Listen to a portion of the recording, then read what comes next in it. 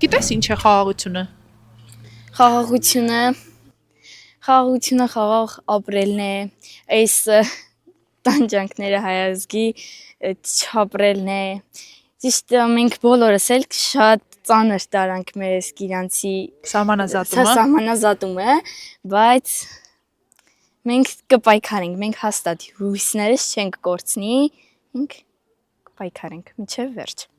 Խաղաղություն ասելով դու ինչ ես պատկերացնում, օրինակ, եթե նկարեիր, ինչ գույներով կպատկերեիր,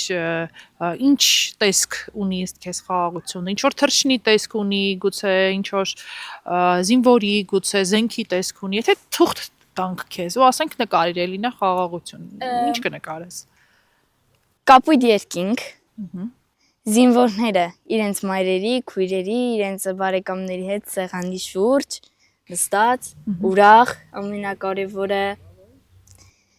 կապույտ գույնը ինձ մոտ ասոցացնում է խաղաղությունը,